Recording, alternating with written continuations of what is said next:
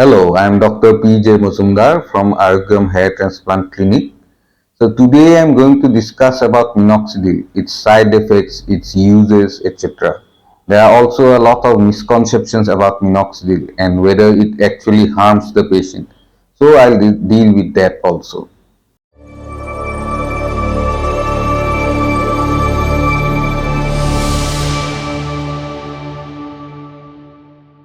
So firstly, what is minoxidil? Minoxidil is actually a vasodilator.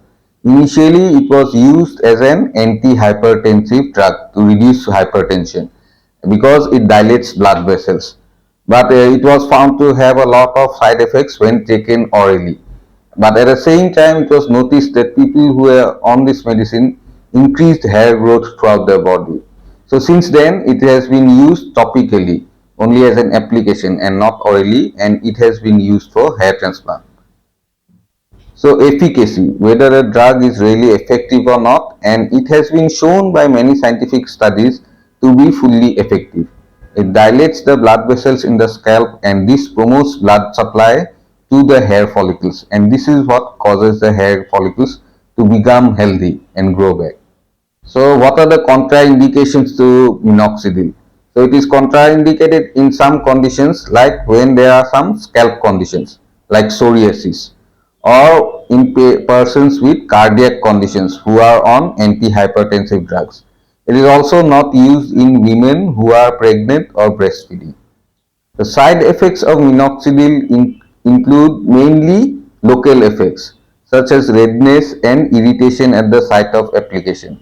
So some people may develop this, and also some people develop an excessively dry scalp. So in these conditions, what we generally advise is for the person to reduce the application of minoxidil, and after applying it for some time at a reduced dose, they can again start to apply it at the full dose. Another question is whether minoxidil should be used lifelong, and the answer is yes, because baldness is a lifelong disease. A person who has baldness will continue to develop baldness throughout his or her life. So minoxidil accordingly should also be used lifelong, as long as the person has a tendency to baldness. And lastly, does minoxidil actually end up causing an increased loss of hair? So because this is a misconception that is quite common and many people do believe it, but actually that is not true. Minoxidil does not cause increased loss of hair. So what happens? Well, let me give you an example. Suppose a person has diabetes. So if a person develops diabetes at 2015, and they start taking insulin from that day. So, and they continue suppose till 2020 and they stop insulin at that point. So the sugar will definitely rise up again in 2020. But it is not that because of the insulin that the sugar has risen up. The sugar will reach the level that the person would have reached anyway in 2020 whether or not they used insulin.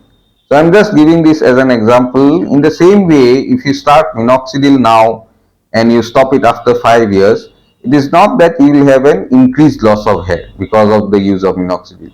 But when you stop the minoxidil, you will reach the grade of baldness that you would have reached at that stage anyway. Minoxidil does not cause an increased loss of hair. It is very efficacious and it should be used by all persons, men and women, who have a tendency to baldness. So I would say that if you have a tendency to baldness, you should use minoxidil. It is a safe and effective drug and it has been shown to be very effective in baldness. I myself in fact do use minoxidil and I've been using it for 5 to 7 years. So you should use it. That is my last advice for all persons with baldness.